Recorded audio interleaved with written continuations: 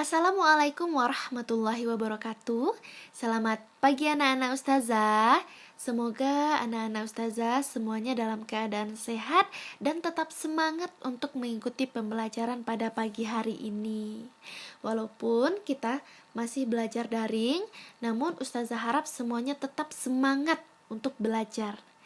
Nah, anak-anak ustazah harap sebelum mengikuti pembelajaran ini, anak-anak ustazah sudah selesai melaksanakan ibadah sunnahnya pada pagi hari ini, yaitu sudah selesai melaksanakan sholat duhanya, sudah selesai murojaahnya, hingga menambah hafalan tahfiznya pada pagi hari ini.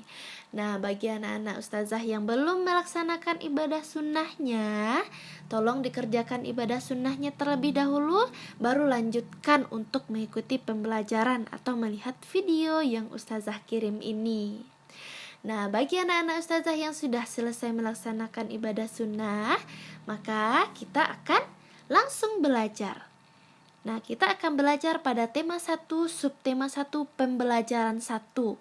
Anak-anak ustazah bisa buka buku temanya halaman 1, buku tema yang sudah ustazah bagikan kemarin, buka pada halaman 1.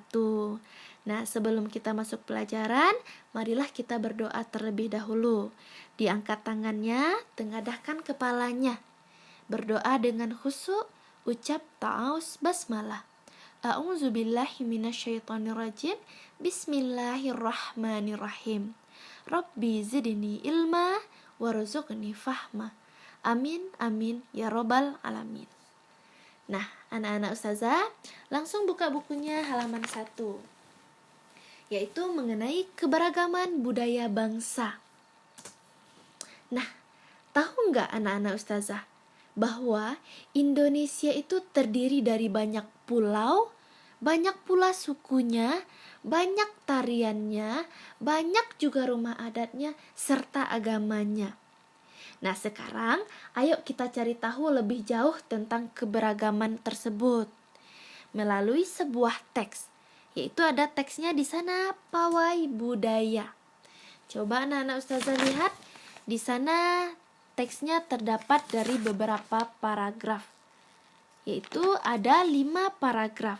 Akan kita bahas di setiap paragrafnya. Kita baca dulu paragraf 1.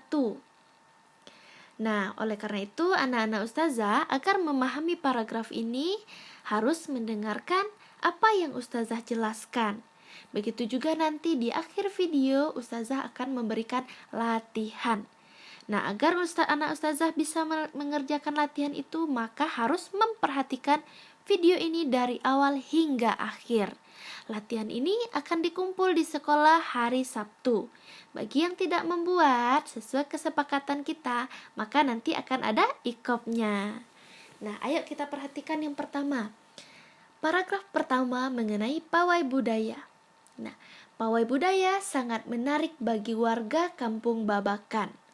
Pawai ini selalu menampilkan keragaman budaya Indonesia. Udin dan teman-teman tidak pernah bosan menanti rombongan pawai lewat. Nah, tahun ini mereka datang ke alun-alun untuk melihat pawai tersebut. Kakek Udin pun terlihat sabar menanti. Terdengar suara gendang yang menandakan rombongan pawai semakin dekat. Nah, jadi mereka sangat tertarik untuk mengikuti melihat pawai. Yaitu di sana ada tokohnya Udin, ada kakek. Mereka adalah warga dari Kampung Babakan. Itu adalah paragraf 1-nya. Kita perhatikan paragraf 2-nya. Silakan anak-anak ustazah di balik bukunya. Atau perhatikan video. Di paragraf kedua kita lihat. Di barisan pawai terdepan terlihat rombongan dari Maluku. Rombongan laki-laki mengenakan kemeja putih, jas merah, dan topi tinggi dengan hiasan keemasan. Nah, sedangkan rombongan perempuan itu mengenakan baju cele. Nah, jadi yang perempuan mengenakan baju cele. Baju ini terdiri dari atasan putih, berlengan panjang, serta rok lebar merah. Langkah mereka diiringi oleh suara tifa, alat musik dari Maluku. Nah, bunyinya itu seperti gendang, namun bentuknya lebih ramping dan panjang. Budaya Maluku sangat unik dan menarik. Itu adalah isi paragraf 2. Kita lanjut dulu ke paragraf 3. Nah, budaya Bali terkenal karena bunyi musiknya yang berbeda. Rombongan dari Bali membunyikan alat musik daerahnya. Cengceng namanya. Nah, jadi alat musiknya namanya cengceng. Alat ini berbentuk seperti 2 keping simbal yang terbuat dari logam. Nah, anak-anak ustazah sudah tahukah simbal? Yaitu yang terbuat dari logam yang bentuknya bulat. Nah, bunyinya nyaring ketika kedua keping itu dipadukan. Rombongan dari Bali itu diikuti oleh rombongan dari Toraja. Wanita Toraja memakai pakaian adat yang disebut baju poko. Nah, itu untuk paragraf 3. Kita lanjut ke paragraf 4. Rombongan laki-laki menggunakan pakaian adat yang disebut sepa talung buku. Rombongan Toraja membunyikan alat musik khas mereka, Pak Pompong namanya. Nah, jadi alat musik dari Toraja, alat musik khasnya adalah Pak Pompong. Alat musik ini berupa suling, bambu besar yang bentuknya seperti angklung. Unik bentuknya, unik pula bunyinya. Budaya Toraja sangat menarik untuk dipelajari. Nah, jadi budaya Toraja itu sangat menarik untuk dipelajari. Mereka mempunyai alat musik namanya Pak Pompang. Pak Pompang ya namanya. Nah, itu adalah alat musik dari Toraja. Berikutnya, kita lihat paragraf berikutnya. Udin dan teman-teman senang melihat pawai budaya. Selalu ada hal baru yang mereka perhatikan setiap tahun. Pakaian adat dari berbagai suku di Indonesia selalu menyenangkan untuk diamati. Benar kata Ibu Udin, kebudayaan Indonesia memang sangat beragam, kaya dan mengagumkan. Nah, dari teks ini dapat kita lihat bahwa di Indonesia itu memiliki keberagaman. Yang pertama tadi ada bajunya yang beragam. Lalu adat musiknya juga beragam. Pakaian adatnya juga beragam. Nah, oleh karena itu, Indonesia itu memiliki keberagaman yang sangat indah untuk dinikmati atau diamati. Yang biasanya kita juga dapat dilihat pada pawai 17 Agustus. Kita juga melihat bahwa baju adat yang beragam, lalu kita melihat alat musik yang beragam. Itu menunjukkan bahwa Indonesia itu memiliki keberagaman. Nah, keberagaman tersebut merupakan anugerah dari Tuhan Yang Maha Esa. Lalu kita harus wajib untuk mensyukuri keberagaman tersebut. Nah, anak-anak ustazah, dari teks ini terdapat tadi ada 5 paragraf. Anak-anak ustazah tahu kan yang disebut dengan paragraf? Paragraf itu adalah kumpulan dari kalimat. Kalimat itu apa ustazah? Nah, ini.